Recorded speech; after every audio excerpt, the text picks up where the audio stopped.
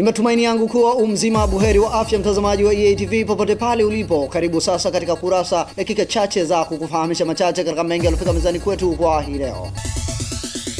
Tabia ya wanawake nchini Tanzania kuwa na wapenzi wengi au wapenzi wenye uhusiano na wapenzi wengineo imeelezwa kuwa ni moja kati ya sababu kubwa zinazopelekea Tanzania kuwa ni nchi ya kwanza Afrika Mashariki kwa kuwa na wanawake wenye tatizo la saratani ya shingo ya kizazi. Hayo yameelezwa leo jijini Dar es Salaam na Chama cha Uzazi na Malezi Bora Tanzania Umati wakati wa mahojiano na Kurasa kuhusu hali ya afya ya uzazi kwa vijana nchini Tanzania kwa sasa, ambayo inaonyesha kuwa vijana wengi kati ya miaka 14 hadi 24 waliopata matatizo ya saratani ya shingo ya kizazi ni kutokana na kuanza vitendo vya ngono mapema.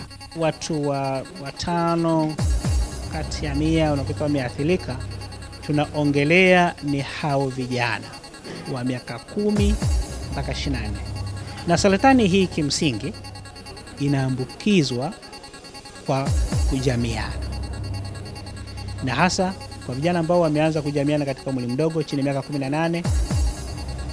Mtu anaweza kaipata kutokana na kujamiana na mwanaume mwenye kirusi. Kiko kirusi kinaitwa Human Papilloma Virus, yani HPV, ambacho ndo kwa sehemu kubwa kinachangia kupatikana kwa kansa hii. Hata hivyo, Umati imeeleza kujitahidi kuendelea na kasi ya kutoa elimu inayoendana na utandawazi ili kuwapa elimu vijana wengi zaidi kuhusu namna ya kuepukana na tatizo hilo. Kwa kweli ni changamoto kasi ya utandawazi sasa hivi hasa kwa vijana. Tunachokifanya sisi Umati kwanza kabisa ni kutoa elimu sahihi, lakini pia tunatumia hii tunasema mitandao ya kijamii kuweza kutoa elimu sahihi hususan kwa vijana. Mitandao ya kijamii ikiwemo Facebook hizi na masuala ya WhatsApp na Twitter. Tuna kituo chetu cha vijana Jamaica ambao tuna moderate hizi message na kuweza kuzituma kwa vijana, na wenyewe wakiweza kuzisoma wanaweza wakawa na mara nyingi wanakuwa wanaielewa na kuweza kwenda sambamba na malengo ambayo yanakuwa yanahitajika. Tuendelee na Kurasa. Wafanyabiashara kutoka katika mataifa mbalimbali walioshiriki kwenye maonesho ya 38 ya biashara ya kimataifa ya Sabasaba jijini Dar es Salaam wamesema kuwa hali ya biashara kwa mwaka huu ilikuwa mbaya ikilinganishwa na miaka mingine, mbali na maboresho makubwa kama vile hali ya ulinzi. Wakiongea na Kurasa wakati wakifungasha virago kurudi kwenye mabanda yao, wafanyabiashara hao wamesema mbali na hali kuwa duni kibiashara, katu hawatokata tamaa kushiriki tena, kwani biashara siku zote ni pata potea. Kwenye biashara kuna wakati wa juu, kuna wakati wa chini, lakini apart from the sales, at least tumepata contacts za watu muhimu kutoka nchi tofauti, South Africa na kwingineko. Tumepata at least watu wa kuwa supply, watu wa kuchukua maoda tukiwa Kenya tutakuwa tunawatumia. So hatujapoteza kila kitu. At least biashara imekuwa chini, lakini kwa orders tumegain. No people coming. No more people coming. Last year, very people coming.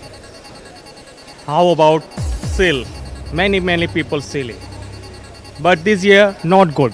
Wakati huo wajasiriamali wa biashara ndogo ndogo kutoka mikoa mbalimbali Tanzania walioshiriki maonesho ya 38 ya biashara ya kimataifa ya Sabasaba jijini Dar es Salaam, wao wameelezea maonesho hayo kuwa ya neema kwao, tofauti na maoni ya wafanyabiashara wakubwa na wa kimataifa. Wakiongea na Kurasa, wajasiriamali hao wameomba kupewa fursa mbalimbali zitakazowawezesha kutangaza zaidi biashara zao ndani na nje ya nchi ili kuongeza masoko ya bidhaa zao. Nimeona ni vizuri wameniunga mkono, nashukuru. Nashukuru wameniunga mkono na nafurahi sana. Na kama nitachaguliwa kwa mara ya pili, naona nitakuwa mzoefu zaidi. Ndio kama unavyoona vitu vyangu hapa mezani, nakuwa najitahidi na vitengeneza vizuri, na tunapata baadhi ya wateja, kuna wengine kutoka nchi za nje, kuna Wachina, wazungu, wa Tanzania wengi wananunua, tunaoshiriki nao hapa. Kwa hiyo naona biashara ni nzuri.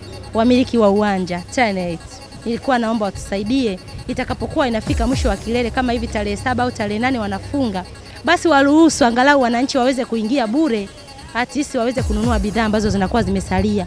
Maana wafanya biashara tumeongezewa muda mpaka tarehe 10. Kwa hiyo wale washiriki wanaokuja kununua bidhaa wanashindwa.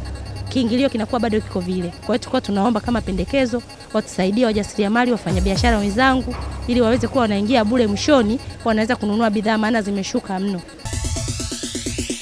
Tumekufungulia na kukufungia kurasa kwa hayo machache katika yale mengi yaliyofika mezani kwetu kwa hii leo. Kesho je, kuna ni tafadhali usikose kuangalia dakika chache za kurasa. Alafu tuandikie maoni yako kupitia barua pepe yetu ambayo ni kurasa@eatv.tv. Kwa niaba ya wote walioshiriki kuletea kurasa, mimi ni Laltaika, Noah Laltaika. Kurasa imedhaminiwa na Tigo.